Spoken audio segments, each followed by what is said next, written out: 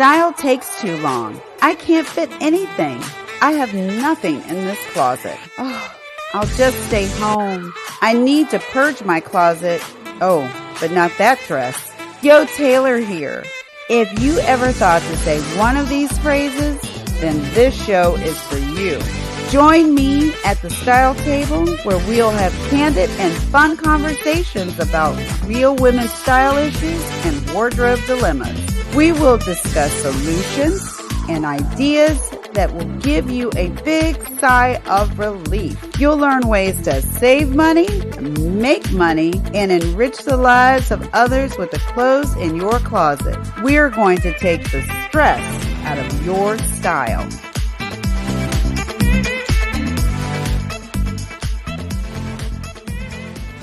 Hey everybody, it's Yo Taylor back here at the Style Table. I'm here with the lovely Lisa Mininni. She is the president of Excellerate Associates and founder of Business Innovation Lab, CoWorking and Conference Center.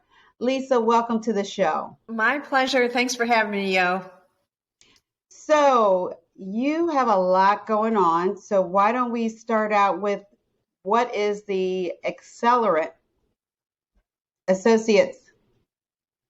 So we are a business mentoring and leadership development company, and we show business leaders how to scale and build high-performance teams in alignment with their contribution in the world. And so it's a lot of fun, and I also own the Business Innovation Lab. It's a 8,100 square foot co-working and conference facility located in Livonia, Michigan. Wow, that is so awesome. So it's great to be back in person, isn't it? It really is. Well, we never quite, because co-working helps people work remotely, we were open the whole time. And so when I renovated the space, because this was vacant for 7.5 years. So I renovated the entire space. And when I did that, I said, a lot of people are asking for private offices. This was even before COVID, right? And so people were asking for private offices. So we went against the grain. And so we have a lot more private spaces and private offices. So when COVID came, we were at 100% capacity because people were just looking for the private offices. And oh wow, talk about being ahead of the curve and being ahead of everything. That's so awesome, because during that time I don't know about anybody else, but I felt like I needed to get dressed up and go somewhere, just go out.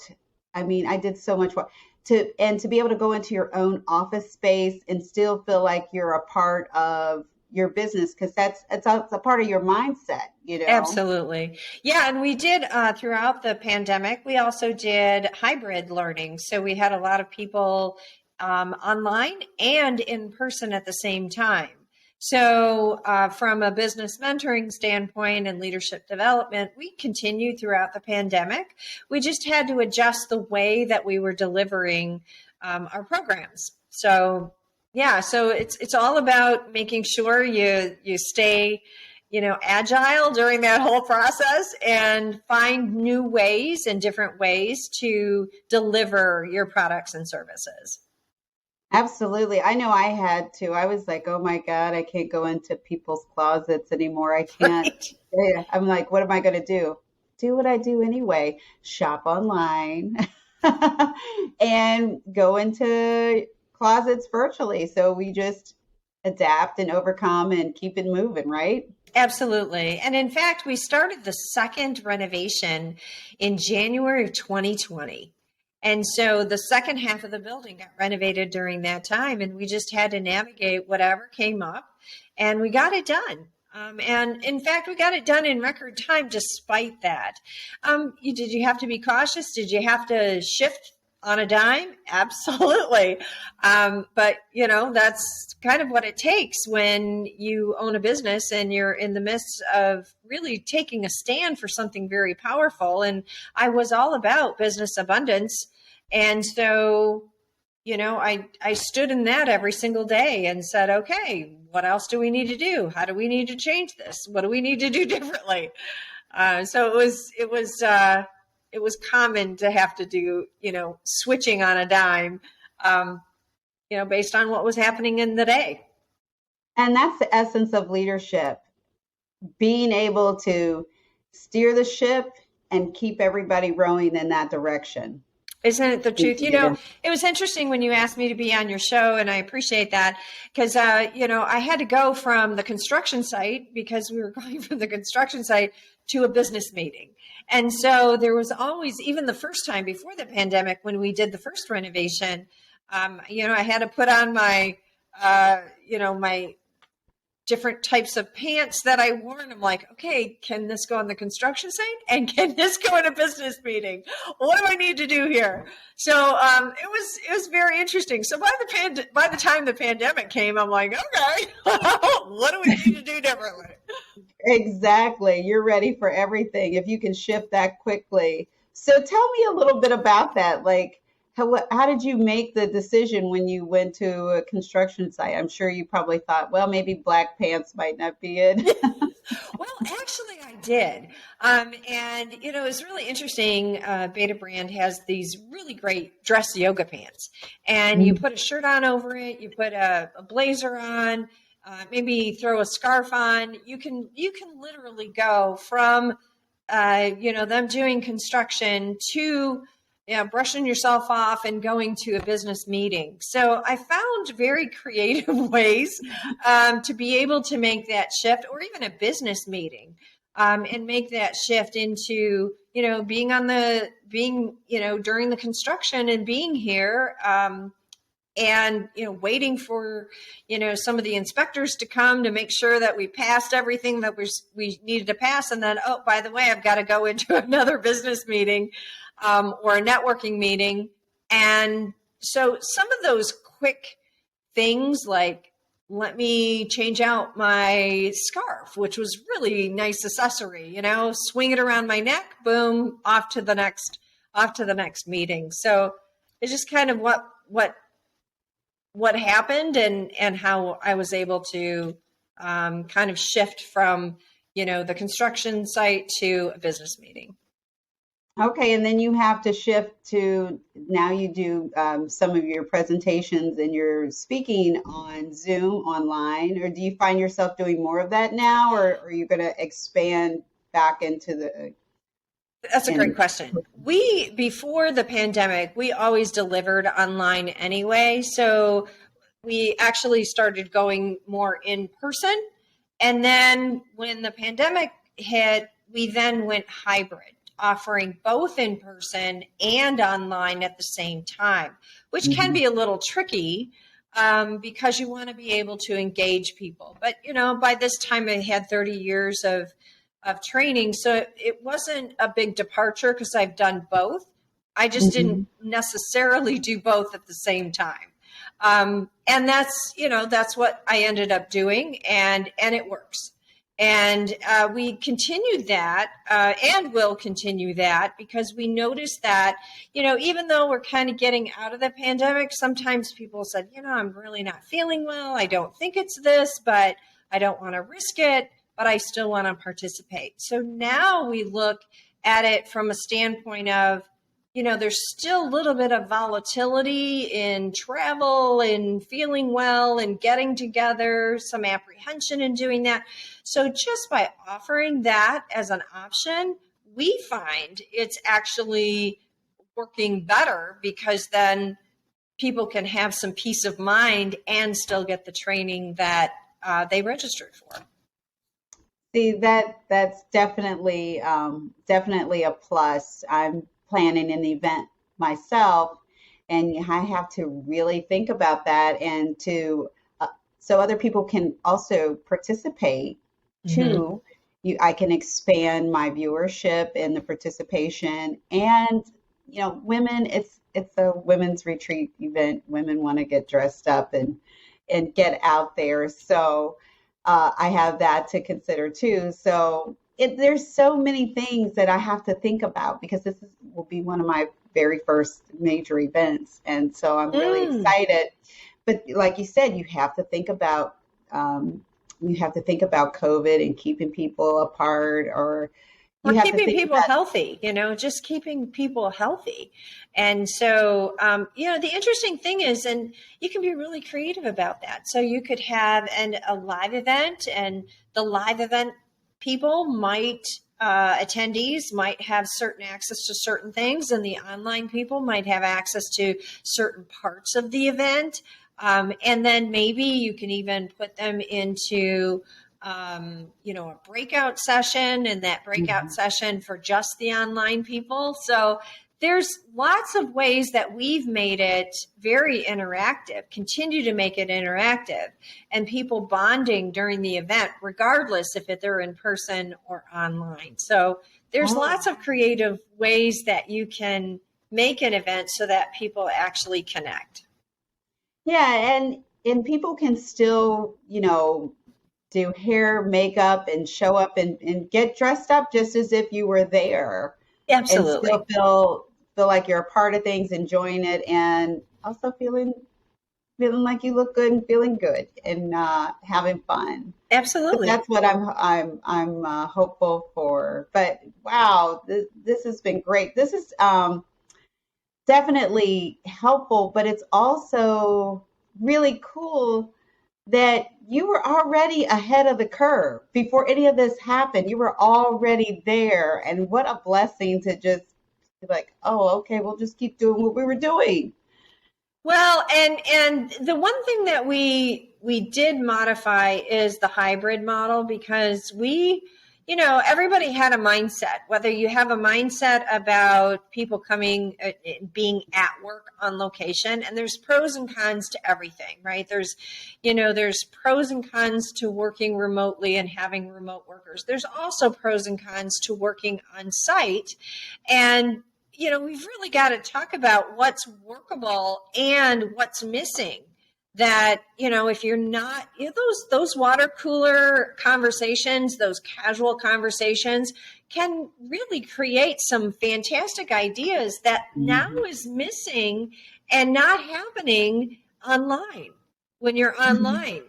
So while there might be savings, there are also things that are missing. Those side conversations that really spark ideas or even cultivate ideas, cultivate relationships. So I think we've really got to be mindful that, that online doesn't necessarily, at least with the technology of today, and it's rapidly changing, but the way that it exists today, we are missing some things that you can't replace by in-person events and conversations. That's true. That's true, because it's easy to turn your camera off. It's easy to turn off put the mute on and do get other distracted. things. Yeah, right. And not be, fully and wholly involved in, especially if you have an event that's like there's 150 people or more on a large Zoom platform or something, and there's a whole bunch of people. So it's easy to just kind of disconnect and not necessarily be involved in getting everything that you could get out of an event. Yeah. So what is your signature style what's your signature color, your signature style when you're out there that people know this is Miss Lisa coming? Well, first of all, I love the color black. I always like to incorporate it. It's so easy. It matches everything. Right. It's really nice. And I love black. And I do like to accessorize with a scarf. For me, it's comfortable. It can change a whole look of what you're wearing when you're traveling. It's so much easier to pack a scarf and to have some staples that those staples can then, just be adding a shirt or adding a blazer, or, you can wear black in the background and then not have to pack so much stuff by, wearing a jacket or kimono or sweater or whatever you put on the top of it, and some sort of a topper, and really look like you have a completely different outfit. So, absolutely. So people will, I do wear a lot of black. I do too. I'm guilty of it. I have to really make sure that I push myself to make sure that I wear color. And when I mean color, I mean something other than white, camel, or gray. Yes. The neutrals, I really have to push myself, because black for me it's almost addictive. Yeah. Because it's powerful. It says power. It says elegance. You're always, you're never underdressed Right. in black. Right. That's right. And it can be in all seasons. I love to purchase things that I can wear in all seasons. When summer comes, it just seems like everything is linen, and I hate linen. I hate linen. It scratches, it's itchy. I just do not like the fabric, but yet everything comes in linen. It's like, pick a different, material, please. But so I like to buy things that have all seasons, that are comfortable. I've been accused of dressing a little matronly before, and it's like, well, I'm comfortable. So I think that there are going to be people that don't like your style, and that's okay. Look at what the style trends are, but also you've got to be comfortable. And I think that's what's most important, is who you are in your own skin, who you're being, and you're being authentic. But if you're wearing something that doesn't feel comfortable, that's not really the essence of who you are, then that's going to show up. And you really want to be the full self-expression of who you are. And what you wear. So occasionally, I will, like today, have splashes of color.